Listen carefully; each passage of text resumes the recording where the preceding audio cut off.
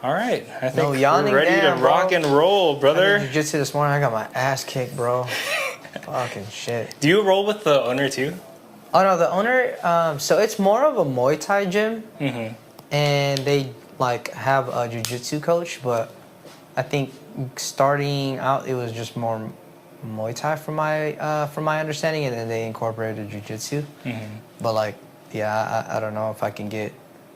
Muay Thai is cool, but I just jiu-jitsu for sure like has been like super fun lately, or at least the last year. Because I remember before that you were going pretty heavy into like weightlifting. I know you did like keto for a while with Jeanette. Yeah, I mean, keto's not sustainable. It's just hard. It's tough. It's just like reality.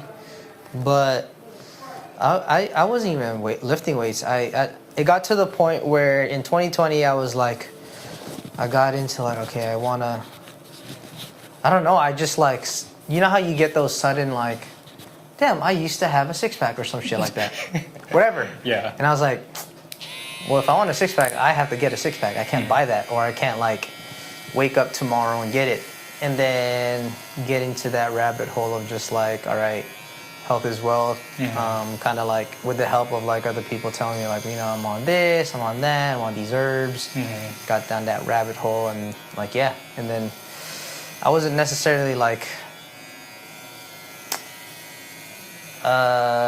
trying to lose weight in a sense. It was just more about like, okay, what can I do?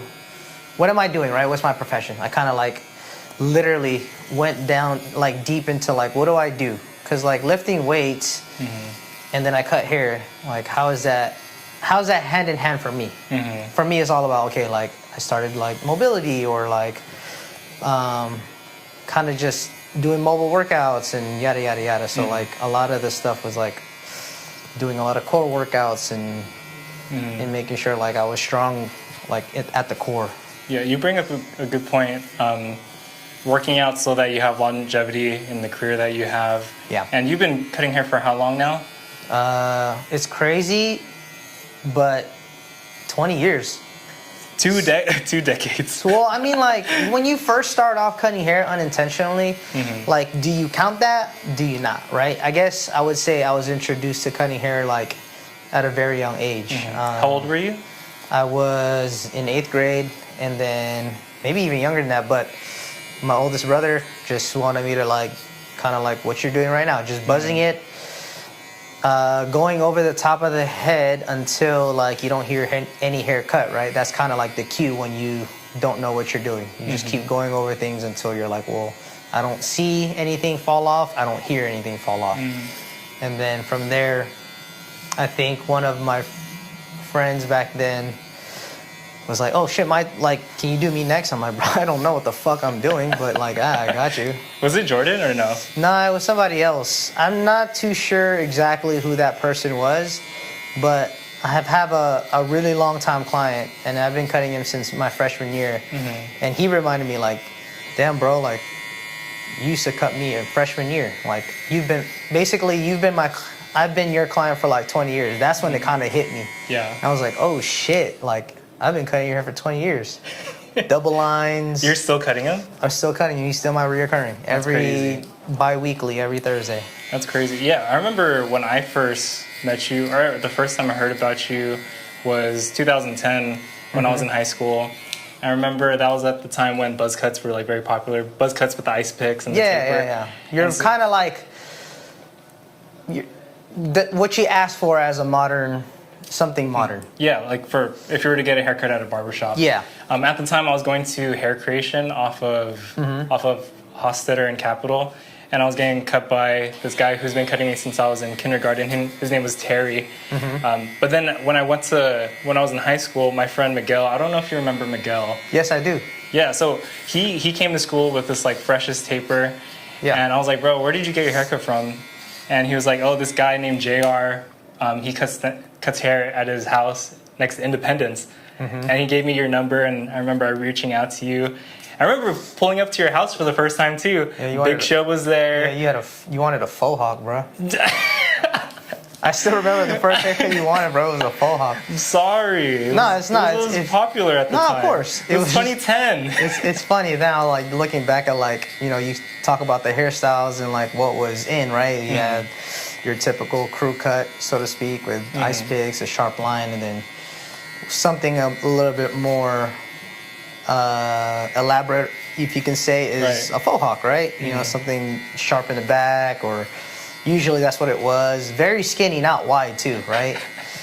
So that's just funny how like we look back at like how the trends of all hair, and now like hair's crazy now. Hair is very crazy now. Like you have to be very technical, which is like not a bad thing, but like you also gotta like educate yourself in like knowing what to do, because with the hair now, and if you don't know it and you just kind of like back then you can kind of just take it on and be like, yeah, I got this, right? Versus now, if you try to take on something that's very technical, it'll show. So no, I agree, because back then when buzz cuts were popular, it was kind of like the Wild West. Like everything was new. Like there was no like one standard way to cut hair. It was like, well, whatever JR gave me, that's like my new standard of how good of a haircut is. Or whenever Mike at Legends Barbershop cut me, like that was my new standard. And social media wasn't really too big at the time either. No. And so, like obviously with social media being big now, like a great haircut back then is an okay haircut now. Yeah. And so, but back then, before people knew you as JR Paradox, you were Taper Gang JR. Yeah, that's funny. Can you talk about Taper Gang for a little bit? Maybe some of the OG clients know about Taper Gang, but can you give us some history about Taper Gang? Yeah, so Taper Gang is basically me, Jordan, and then Don. But it was just a play on, you know, back then, Wiz Khalifa was very popular, right? So Taylor Gang. Taylor Gang or die, Taylor Gang or yada, yada, yada. And it was just something like Taper Gang. It's kind of, you know, a play on like what he was and kind of like his own thing, and it kind of just fit, you know, like sometimes you just say something and it just sticks, you know, without like the intention of like, oh, I didn't realize I was going to be known by this. So yeah, I think that's what it was. And Taper Gang basically kind of like evolved into, you know, when we opened up Paradox. But like, yeah, dude, Taper Gang was just me, Jordan, and Don. What was kind of your guys' chemistry? Because what you guys brought to the barber industry, like it was different from what we've seen before. Because it was kind of barbering was kind of seen as like, oh, this is like your local like barbershop that you go to. Like this is where your dad went to, this is where your grandpa went to. And it was kind of just basic haircuts. What was something that you, Don, and Jordan did that kind of changed like the barber industry? I don't want to make it sound too grandiose because, but you guys definitely had influence, right? You guys had influence on a lot of barbers, including myself. Yeah. Like what was it about you guys specifically, your guys' chemistry? So I think kind of like trying to relive those times is that, you know, I didn't think I was going to be a barber right? When I first kind of like got serious into cutting hair, Jordan was the one that was like, hey, we got to go, if we want to do this, we got to get our license. And I was just like, what do you mean we got to get our license? Like, I thought you just go to a shop and ask them if they need a barber, right? Like, I had no knowledge about like, this is an actual thing, or this is a career that you can actually have. But yeah, that's basically what it is. And like the chemistry was just always like, I had somebody to refer to, right? And I had somebody to do this with. And anytime you do something with anyone, you're more than likely to keep doing that longer than you would just do it by yourself. Yeah, I agree, yeah. And then obviously, you know, me and Jordan actually started like a month prior to me. And then when I joined, maybe a couple months later, that's when we were like, we kicked it with Don. We met Don. You know, he's from the East Bay. I mean, it's cool too, cause like I'm obviously my perspective of like how I met Don, or like just like a very kind of short story of like how we met. But like I would be interested in how his point of view of this too. But like, you know, we just started. Let's hear your version. No, we just started hanging out. You know, he was just like, you know, I knew he was like.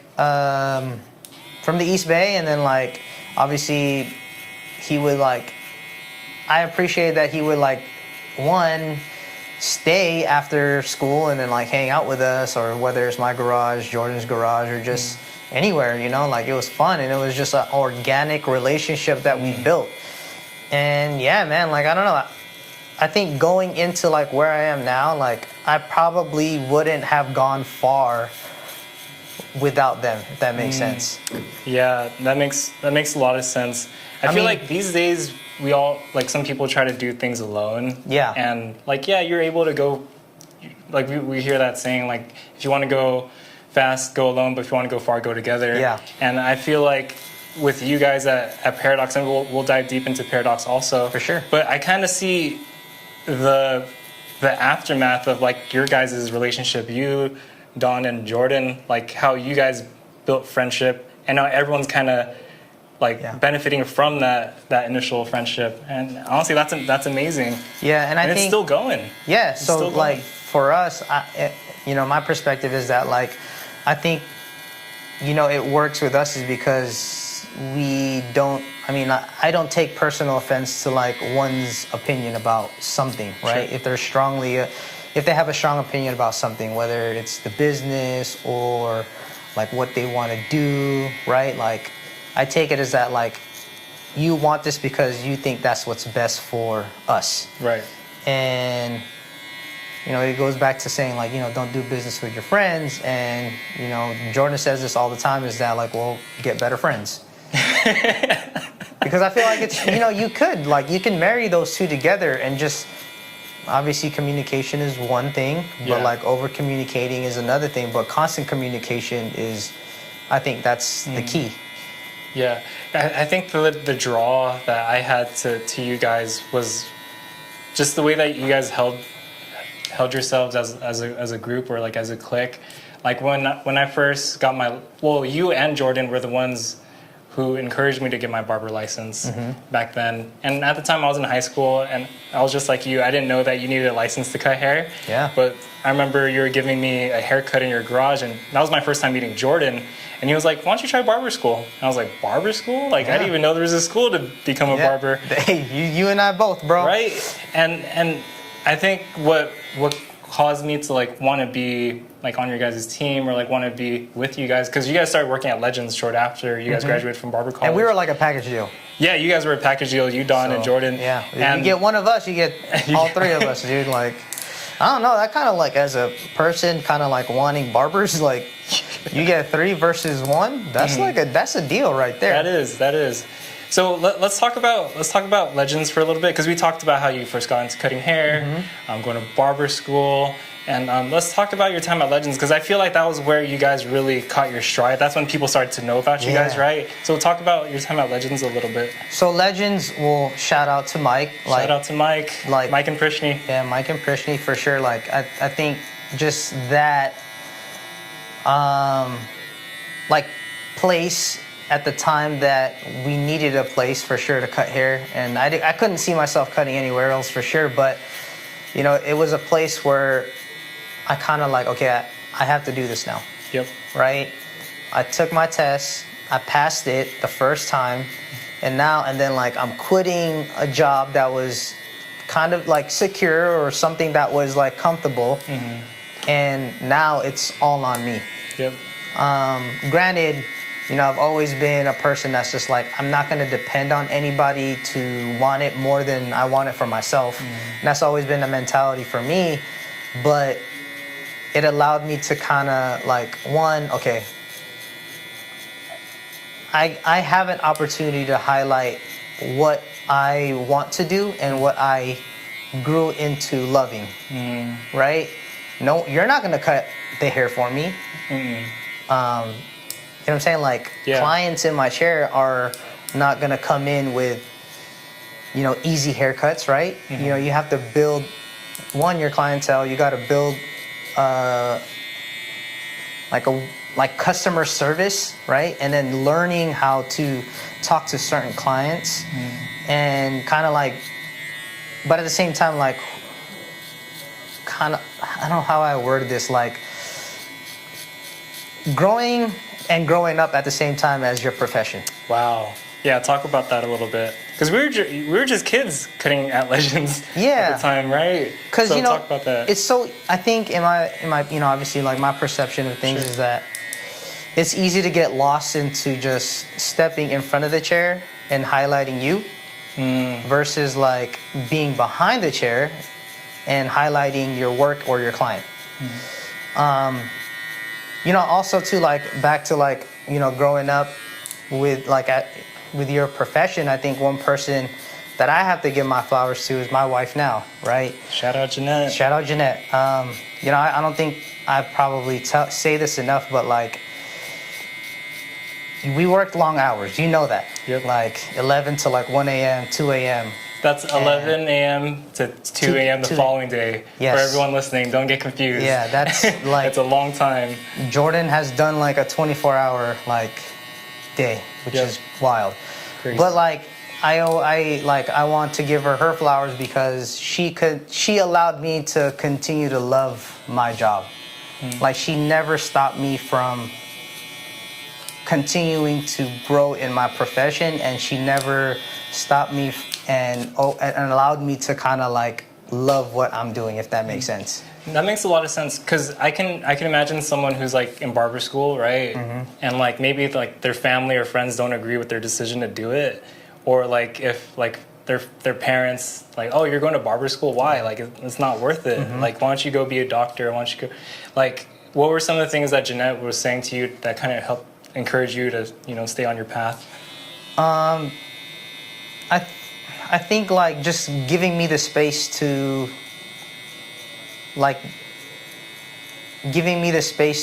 do what I wanted to do. And not just Jeanette, like my family, obviously, Right. and then doing it with Jordan, Don, right, Jay, Mike, like being in a space, and also even the clientele, right? Like it's very reassuring when your clients are like, man, this is, when they say affirmative things about the service you've done. And also too, like the reassurance that like, I work long hours, and I know like you get, my wife will get frustrated, but the fact that like she still was like, I get it though. Yeah. I get that you love this, and like I'm not gonna stop you. I'm not gonna take you away from that. Granted, like there's times where, like yourself, I'm sure you can relate to this. Is like, damn, like I'm sorry that I have to cut later than I expected, or I'm running behind. So I told you I'm gonna be off at a X amount of time, but I'm staying now. So like just those little things, and I think for me, like,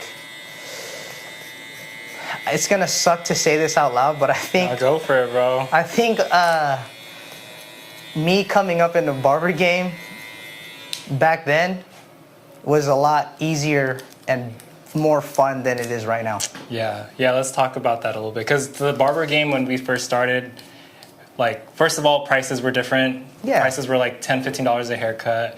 Haircuts were different. We mentioned that earlier. But in what other ways do you feel like it's more difficult now, to your point? I think it's very diluted as far as just like how many barbershops in a region, and you can get really good haircuts kind of like anywhere. But you can also get really bad haircuts anywhere. If you're paying an average cost, if you're averaging the cost of price. Right. Now, what would make you stand out is like your customer service. I think wholeheartedly, I believe like how you service your clientele, how you treat them before, during, and after a haircut is like the most important thing. Right.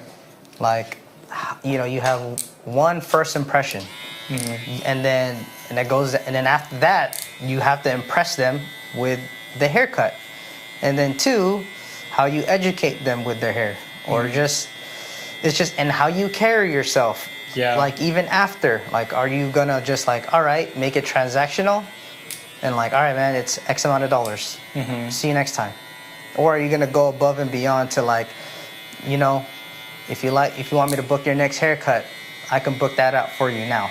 Like making it less transactional and more service driven, versus just like, this person is just gonna give me X amount of dollars so I can go buy some shoes. Yeah, I'm learning about this, and so I'm going to Las Positas College to get a business or entrepreneurship certification, and we're learning about that in class right now in regards to marketing, and they call that differentiation. So if you have 3 barbers in a line and they're all generally good, what's going to separate barber A from barber C, barber B from barber A? And I think that's something barbers these days, like, it doesn't pay to be average anymore. Yeah. So the ability to go above and beyond, not just in not just in the service, but also in, like what you said, how you carry yourself. Yeah. How much are you actually able to give to your client intrinsically, not just materially? And I think those are all questions that I feel like a lot of barbers are kind of asking these days. And the thing is, it's not just barbers. It's like lash techs are thinking that now. Nail techs are thinking that now. Any industry. Service, yeah, any service industry. And so, like, tell me a little bit about just kind of like a peek behind the curtains of like how you treat your clients. And it's not a way like, hey, like this is this is the way. But what's your approach on like customer service and all that stuff? Because it's really important. So for me, like, I treat my clientele like they're my friends. Like, obviously there's certain clients that like you kind of, it's all, you know, service to clientele relationship, barber client relationship, versus just like how I treat my clientele is like, this is my friend, this is my homie, I'm gonna get to catch up with him for 30 minutes, an hour, however long, right? But for me, it's just asking like revolving door questions. You know, I never close that door of a conversation. I always like leave it open, and I try to find something where I can get them talking and have them open up. Yeah. You know, a trick to keep a conversation going is that you repeat questions. Yeah. So how's your day today? Oh, my day is good. Oh, it's good? Yeah. You know, I did this in the morning. Oh, you did that in the morning? So like you're kind of like questioning their question or their answer, and then having them to kind of talk. But obviously you can't keep doing that, right? But then that's great for the beginning. That's great for the beginning, and then just for me, like I feel like I have really good memory, and I take pride in that. You really do. And I'm an active listener. Like that's just me. I love that about you. I'm actively listening, and then trust me, I will remember one thing, if at least one thing, even if it's I cut you a year ago, I will remember one thing. It's just a superpower that I have. So what comes to mind when you say that? So when me and my wife moved to Livermore 2 years ago, we had to find a new dentist, right? So we started going to Livermore Family Dental. It's like down the street from our house. And the first time I went there was for like an intake session. Like they asked me like, oh, like where do you live? Like, do you have any kids? What do you do for a living? Yada, yada, yada. And like after that intake session, I come back 6 months later for a cleaning, and I go to a totally new dentist or totally new dental hygienist. And you know what they do? They're like, so how's barbering? How's your daughter? And I'm just like, wait, so you guys all share this like Rolodex of like information per client? And it reminded me of like what you were saying, because as barbers, our Rolodex is in here. Like we literally like remember, if we have 50 clients, we remember 50 different stories. Remember 50 different haircuts. We remember 50 different kids that they have. I memorize haircuts too. I take pride in that shit, bro. Like and clients, you know how the big client, on that, dude. Bro, a client feels so valued because it's like, wow, this guy paid attention. Exactly. And that's one of the most important things. Like if you're a barber listening, or even just like someone who's in the service industry, just pay attention. Don't think about just the money, but think about the person in the chair and how you can add value to them. And then like, you know, you can go above and beyond too. Like, you know, you can write notes and like, you know, the info. Like if you guys share contact, write notes and be like, Josh Pambit, like last time he told me he was going to propose. So next time, obviously that's very easy to remember, but ask about that. Like, oh, hey, like, I heard your cousin, you know, went to Vegas. How was that? Like, even, like, remembering something that they didn't even do goes a long way. Yeah, I started writing down birthdays just so I could text my clients, like, hey, happy birthday. Yeah, that's big too, dude. I have some clients who have anniversaries, so I text them, hey, it's you and your wife's anniversary, happy anniversary.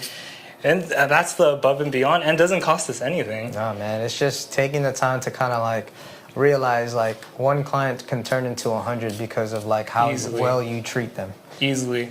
And that's like your walking billboard. Like I tell everybody, like it's tried and true. We can make this video, post it, right? Mm-hmm. You can make a highlight reel, you can make a post, you can chop up an edit, yada yada yada. You can go out, hand out business cards, but the haircut you do is your walking billboard. Mm-hmm. I agree. Yeah, you, Jordan and Don, you guys kind of have this down to a science, because not only are you guys good behind the chair, but you guys are good with like your mouthpiece. I noticed that like, and it's not for like, again, this I'm not it's not a broad stroke for like all barbers. Like not every barber should do this, but they should try this. But they should try. They should try. It's something that we're suggesting. Yeah, and also too, like to anyone, even myself, right? Like I think I've learned at an early time in like barbering or just in general is that like try it, and if it doesn't work for you, at least you know it doesn't work for you. Correct. Versus just like, oh, that's whack, bro. How do you know it's whack? You never tried it before. Like, I don't know, kind of just being open-minded. I think when you are open-minded, there's a lot more things that will come versus just being like, kind of like, just, don't straightforward, like. Yeah. Open-mindedness comes a long way, because the more open-minded you are, the better you can connect with people. I see that in the variety of clientele that we both share. It's like we can cut the tech bro, and then we can also cut the college student, and we can also cut the high schooler, and we can also cut the real estate investor. Everyone, all walks of life, man. Yeah, and I think that's where a lot of barbers leave money on the table, if that's what you care about is money, or they even leave relationships on the table because, hey, I'm focused on the dollar, and I'm not gonna do what I can to educate myself and open my mind to like all these other different things. Yeah. Like you can be a barber and you could be placed in any room and you just know how to adapt because you've been exposed to so many things. Of course. And it's weird as it sounds, but sometimes your tone of voice changes, or just like your vocabulary kind of changes, and you're like low-key talking hella hood. And then next thing you know, you're just like, oh yeah, you know what I'm saying, enunciating words a little bit different. You have to, because you have to level with your clients and kind of like be eye to eye with them too, you know. Yeah, clients are awesome, man. Like, yeah, they're the best. They're our number one asset. Yeah, for sure. There's so many great people that I've met. Like, look at you. You're cutting my hair now. I used to cut your hair. Yeah, this is a crazy full circle moment. So it's kind of like... This is crazy, yeah. Just like that, right? Like, who would have known 2010 that I was going to sit in this chair, you're interviewing me, cutting my hair, you have more cameras than I have in my house, in this room. Like, you know what I'm saying? Like, just like that alone, you know what I'm saying? Yeah. But because you sat in my chair. Not saying, like, I'm the reason... But I've definitely probably helped you kind of like, because you're open to it, and that you're here now. Yeah, there's this concept in Marvel movies where there's like a canon event, and this one big event leads on to these string of mini events that lead you to where you are. And I think when you're not open-minded about like where like a certain thread can go, you miss out on a lot. Yeah. And there's definitely like, you don't want to live in regret. You don't want to live in doubt that like, hey, am I supposed to be where I'm at? But I interface with a lot of like 20-somethings, like people in their mid-20s, and they're just like too scared to take the risk, and they don't even know like you can't drive a parked car. You have to put it in drive and just see where the turns are. Yeah. But people are just scared. They're nervous. It's kind of like, I mean, I've dealt with this. But like, you know how like people always invite you to like parties or gets. You keep saying no. At some point, you're not going to get invited. You're going to be stopped. You're going to, they're going to stop inviting you. So like, what I can say about that is just like, at some point, you have to be open to just going. Because you don't know who you're going to meet. You don't know what experience you're going to experience. You never know what kind of conversations you'll have.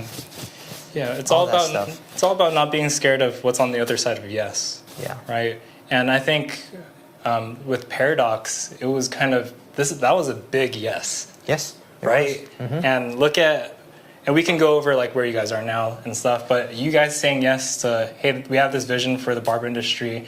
I'm going to say yes to it despite it not looking like that yet. Like, I kind of want to ask you, JR, like, what was kind of the beginning of Paradox? What was that like for you guys kind of creating the concept? And like, you can kind of segue that into like where you guys are kind of treading now. So like when we first opened Paradox, you know, Jeff, our one of our co-founders, obviously gave us the opportunity to like open Paradox, and that's when it was a point where, you know, before we kind of like made some changes and stuff like that, it was kind of like, damn, like I never thought it was going to be a 9 to 5 like this, you know, because of how you're doing things out of like what you were comfortable doing. And it also is scary, right? Because it's like when it's your own now, or it's like yours now with your, you know, with your business partners now. And yeah, I don't know. I think the first 6 months it was kind of just like, damn, like this is it almost in a sense. Yeah, because Paradox is definitely built on a lot of trust. And I see that in like how, like, because if you guys don't know, like I was working at Paradox for about 4 years before the pandemic.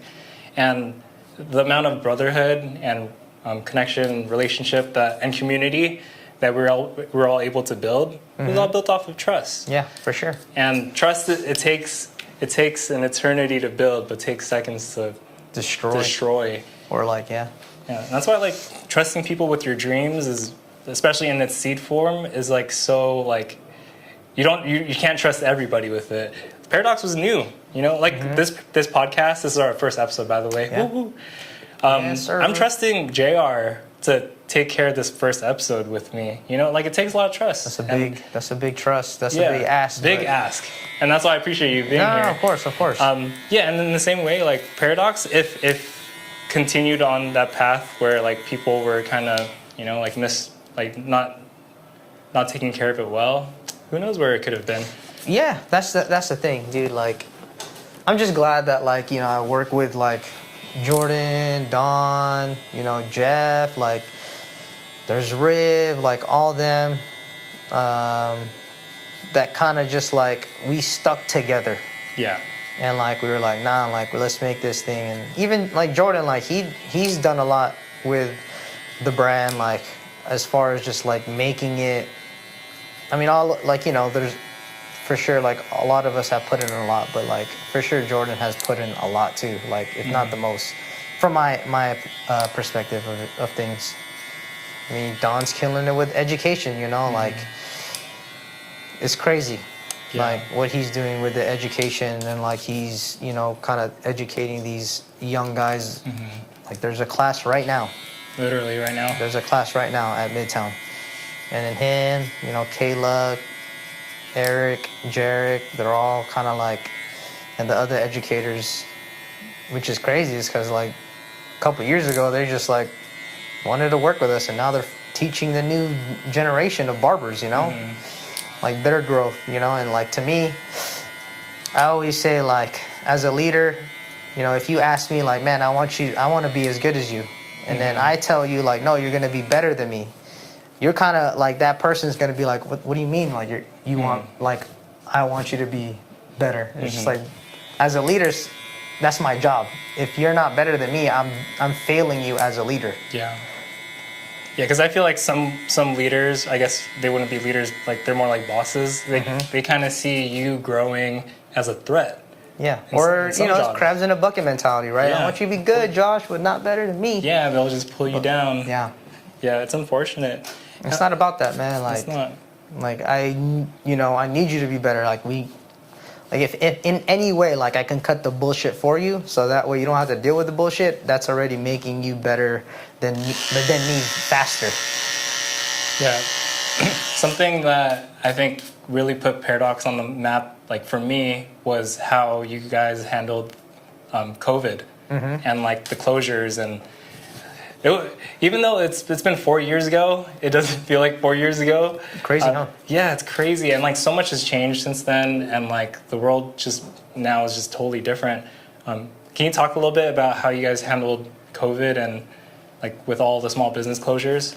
So for us, like, you know, you hear, well, one, COVID sucked, but personally, like, I felt like I grew the most within that year. I really, like, was forced to find out myself, focus on myself, focus on relationship, like my personal relationships, and like help me find who I wanted to be. You know, like I found meditation. Like it goes back to like kind of like health in a sense, and like, you know, being aware of certain things and just learning myself. And I learned how to say no during the pandemic. Yep. Because, you know, coming up in the barber game, you're kind of like, because you want to build your clientele, like, you're a yes man to your work. You're going to stay as long as you can. You're going to work as much as you, like, you're allowed, you right?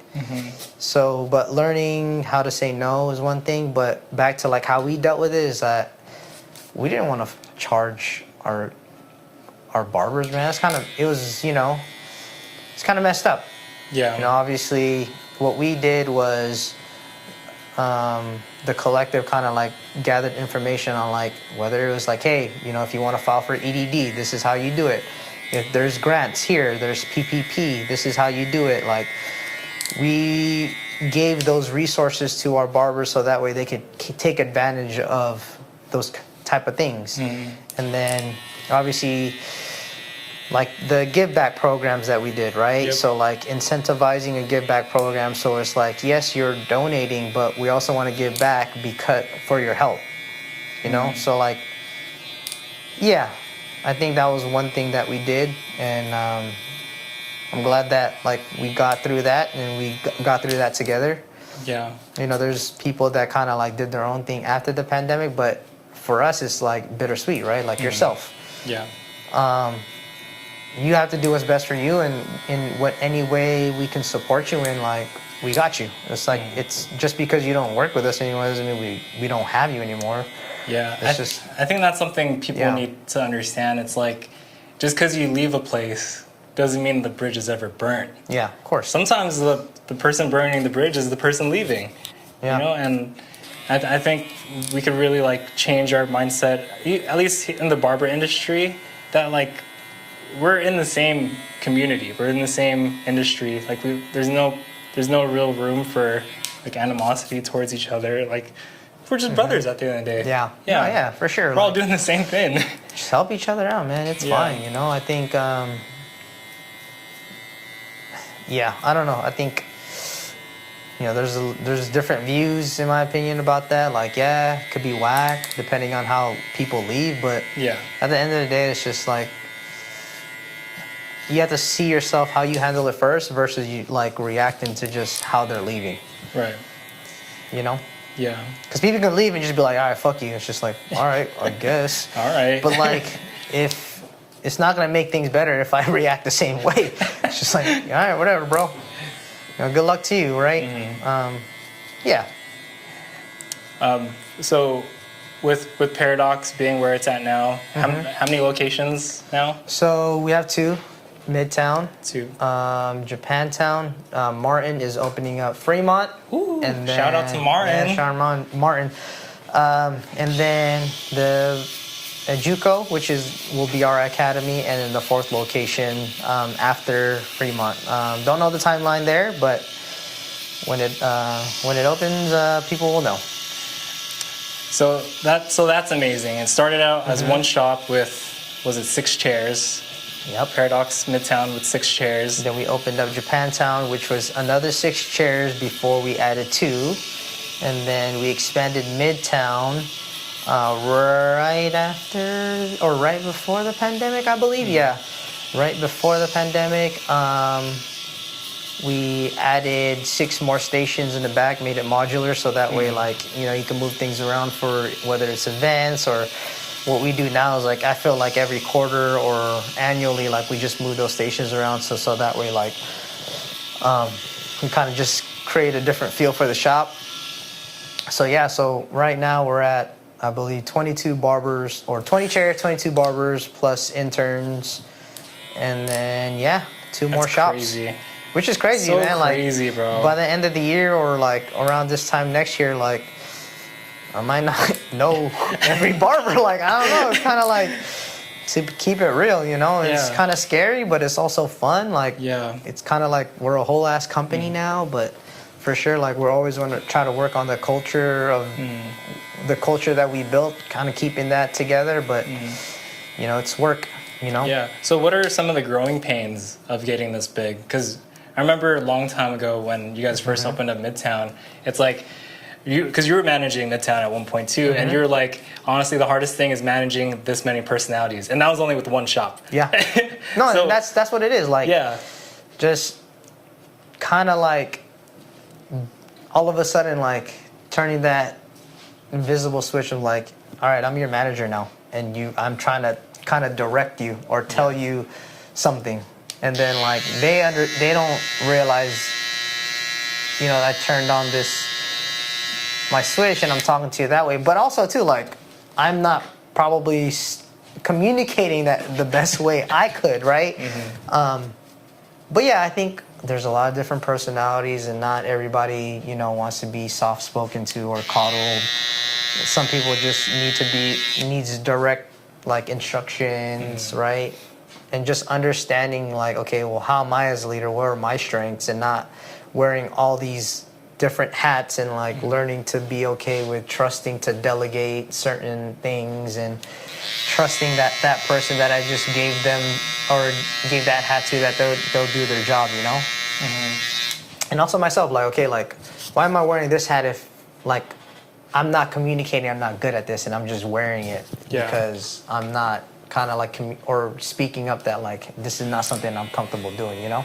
Or like I'm not good at it because I'm not confident in it, versus just like, nope, this is the role that I liked or that I can do is this.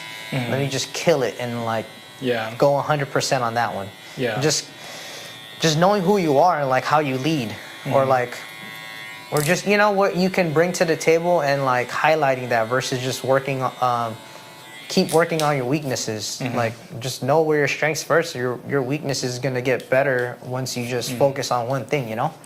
Or like learn your weaknesses as you know, from someone else, and ask for help other ways, you know? Watch them do it, or ask them how they deal with that, or yada yada yada. Yeah. This might be more vulnerable, but like, what were some of like your weaknesses and some examples? Because I imagine I'm speaking for myself too, because I'm a new manager. I only have one barber, and his name's Brent. Shout out to Brent. But like I'm going through growing pains as well. Like, if you were to help me, like, what's something that you could tell me as a manager? Like, what are some pitfalls I could avoid, or like, what are some things I should definitely do to be a good manager? Like, what's your insight on that? So one is, I mean, from my personal experience, is like, I don't know, I wasn't always as patient as I was now. I think patience is something that like I had to like understand or go through, and learn that like people move at like different paces, right? If you want people to do like a task, like it might not be the next 5 minutes. I think another one is just communication, like understand like why, versus just lashing out and be like, yo, what the you know? And then asking for help. I think that's a big thing, man. Like asking for help. Like I've asked for help, or people have approached me with help, and like being open to that and be like, oh shit, like I didn't realize I was like this, you know, like thank you. But it takes a lot of like growing up to kind of like get that, or like be open to that too, though. A lot of self-awareness. Yeah. A lot of like finding kind of like who you are, and knowing how you lead, or how receptive you are with like news or like feedback, right? Some people don't take constructive criticism very well, or people don't know like, hey man, I'm not here to shit on your idea, I'm here to help you with your idea. Like not everyone, just because like people don't like your idea doesn't mean we hate it. It's more just like we don't understand it, You know? Yeah, so I'll touch on that. So when I was building the first shop that I built, and also over here, like I would ask a lot of people for help, but then I would always get disappointed by the help that I would get, and I was always told like, Josh, ask for help, you need help. Josh, ask for help, you need help. Yeah. You're doing this by yourself, ask for help. But then when I would ask for help, I would receive help that, you know, like I didn't really think I needed. Yeah. And so one person told me, his name's Aaron, and he's in my mind. Like he's someone who knows exactly what's going on in my mind, and he was able to translate this for me. So let me know if this makes sense to you too. It's like, it's not just asking for help, but defining the type of help that you need. Yeah. Because I can ask Steph, my wife, for help, like help me with the business, and then what would she say? With what? You know? Yeah, and you're like, oh shit, like, yeah, you're right, I'm not clear on it. Yeah, and so that's something that I'm actively trying to work on, because people ask me if I need help all the time. Yeah. But I'm just like, I've done all this myself this whole time. So like, what do I actually need help with? And that's where, as a manager, I'm learning to lean more on Brent for certain things. Like, and the thing is, you just have to not care whether or not it's perfect or whether or not it's how you did it. Also, too, like, you have to ask him, like, hey, I need help. Like, are you willing to help me? Yeah. Right? Like, you just even asking for that, or like, hey, yada yada yada. Like, do you need help yourself? Like, even that too, right? Like that goes far. It's like, okay, well, how can I help you? Like, so that way I can go seek that. If not, I can do it myself. You know what I'm saying? There's just, I don't know. It's just a constant, like, it's a constant thing to just be better. Yeah, Jordan is amazing. Like, oh yeah, of course. Jordan, I feel like he's helped me without me even asking for what help I need for specifically. He has like a way with him where he just understands and knows. He just knows. He knows exactly what to say too. It's crazy. And with that, like, being a manager, I don't think you have to be perfect or you have to have it all figured out either, right? Just like how, like for you, you're also like in process, like figuring out like how to be, like in your strengths. So I just like lead by example. That's like, I feel like, yeah, that's definitely your thing. I love building people up too, like finding, you know, everyone's strengths and like giving them the kind of like push to kind of like start running, you know, start jogging into whatever they need to do. But yeah, that's just me. Like I get down to a personal level where it's just like, okay, what do you want to do and like how can I help you? You know, and like kind of like get them to be open-minded or just like very confident in themselves. That's what I like doing. Yeah, and I see that in you too. And you do it well. Like you're really great at like camaraderie and like making sure the group is together and highlighting people's strengths. You're definitely like the class clown. Yeah, class clown. Yeah, dude, that's me. Bring your head back chair. I want to ask you. I'm comic relief, man. You are. Like when things are too tense, you just come in with the 1-2 liners. I wanted to ask you too about. So recently, the Niners went to the Super Bowl, and a lot of people know you as the guy who cuts the Niners. I feel like you cut them all at this point. I'm not much of a football guy, but I can just imagine, because when I cut people that I revere, like I look up to or I see on TV, like if I were to cut them, I'd be super nervous. Oh yeah, fanboy, dude. Yeah, can you tell me about how first of all, how did you end up cutting the Niners in the first place, and how has that kind of evolved to you know, like cutting them for the Super Bowl? So, I mean, it all started with just me and Martin actually. Well, Martin started it first, but we were all just like reaching out to. This is when I think Instagram, like you can start DMing people. Well, maybe not even that. It was already after you can start DMing people, but like something clicked where I'm just gonna hit them up. I'm not cutting them now, but if one answers, you never know. And that's what I did. Like I literally went to the Niners page, went to who they were following and like copy and paste. Okay, you probably have a barber ready, but if your barber isn't available, I'm a barber as well. I can come to you, or you can come to the shop. And I remember at the end of the day, like somebody hit me up and said, "Oh, actually, I need a haircut tonight. Can you come tonight?" And yeah, that one barber turned into two. And then two barbers turned into three. Oh, through two Niners. And then like, you know, it kind of just, it's like clientele, right? And I started cutting people from the organization. And when the pandemic was there, and they had their season, you know, the person that I was cutting was like, hey, you cut X amount of people on the team already because of like the situation with COVID. Like, how about you come into the team hotel or the facility and you cut the guys? So that way, you know, it's convenient for you. You're cutting everyone and everyone's getting a haircut. They don't have to come to the shop or whatever it might be. And that's how it started. And I, for sure, like now, I don't ever say this, but like, yeah, I am one of the team barbers for sure. It's just, Yeah. I also don't want to be identified as just a barber in general, but like, but yeah, if we were to ask me who I am, like, yeah, I'm one of the 49ers barber. Weird to say.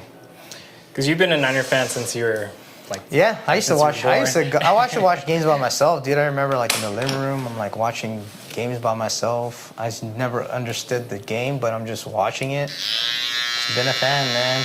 Crazy. Was it surreal cutting them for the Super Bowl? Yeah, for sure. It was kind of just like, oh shit, I'm here. You know, I'm part of the process. I'm part of like, you know, look good, feel good, play good, right? And just kind of like helping them in a sense of like their routine and just obviously like I'm very thankful to be a part of that journey too, you know? Not a lot of people get to cut 49ers, let alone be there, get flown out to cut them. Even some of the guys like have flown me out for their wedding. Like recently I just came back from Thailand, like everything was taken care of. Like it's crazy. Yeah.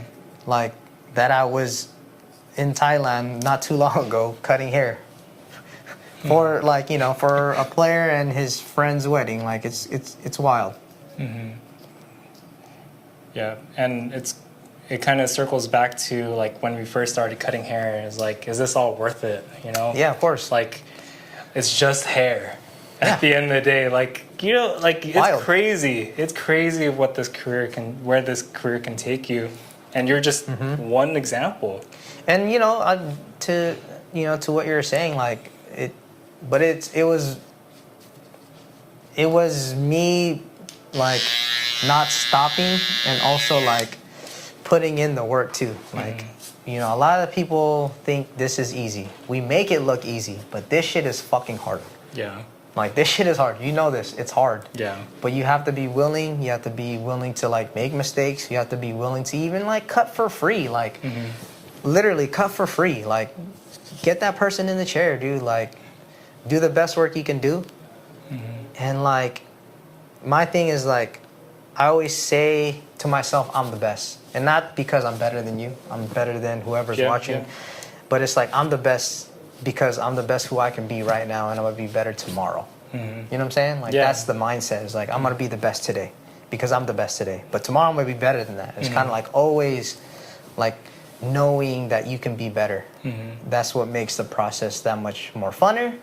And then you can look back and be like, man, like I put in so much work, and then after knowing what hard work is, then that's when you work smarter, you know? But you have to realize what hard work is and identify that before you can even work smart. Yeah, because I think these days with social media, it's easy to compare to the next barber. Like look at my work versus look at this person's work. And comparison's the thief of joy. And I believe all this, like I post about it all the time, how like what we do is art. And like how there's no worst way to devalue your art than to compare it with another person's. Of course. But social media kind of trains us to do that, and it's unfortunate. Yeah. You know, I hate Instagram, honestly. If I wasn't a barber, I probably wouldn't have Instagram, but we kind of need it. There's a lot of just things kind of like feeding you things that will kind of like give you clouded judgment or give you a perception that's like not even your reality. And, you know, I think you just got to take it in doses and like not kind of get lost in the sauce, so to speak, you know? But yeah, you know, I mean, you need social media, but I hate social media. It's a love-hate thing. Yeah, 100%. So Yeah. I think you just gotta like know. And yeah, but there's funny content too. Like there's really good content. There's informative content. Don't get me wrong. But I think to just this conversation, there's a lot of like misinformation on there too about like lifestyles. Yeah. Yeah, and so like I love that you're my episode 1 because I feel like the connection that me and you have, it's been built over decades, right? And I think the friendship 2010, dude. Since 2010, bro. 14 years, wild. bro. And like the relationship that we've built. That kind of gives my age too. You're 18. we're gonna look young forever. I know. But all that to say, it's like we can't live life without connection. And the whole point of like this pod is to show like, hey, barbers, connect with your customer, turn them into a friend, or maybe like not just with the customer, but like whoever you see out, like just connect. Because I think with a lot of like social media, like a lot of people are lonely. A lot of people are like, people need people. People need people. People need people. And instead of just being home, like on your computer, you're probably watching on your computer or on your phone alone. But like use this as an encouragement to really connect with people. Yeah. And we get to do that every day. Just take the time to even say hi to somebody. Right. Like just say hi, nod your head. Like you never know, that might like that person might need it. You just don't know. Maybe you'll never know if that person needed that, but maybe you need it too.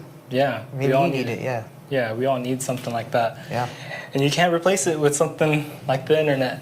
Yeah. And so I'm gonna give you this mirror. I just want to say, JR, thank you so much for spending time with me. Thank you. Thank you for being my model and being a good friend. Of course, man. Best of luck to Paradox, and you know the sky's the limit, bro. Oh man, let me see.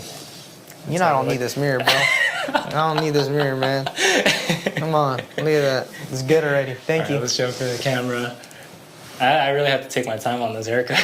Yeah, dude, it's so hard. So hard to like speed through this one. Sheesh.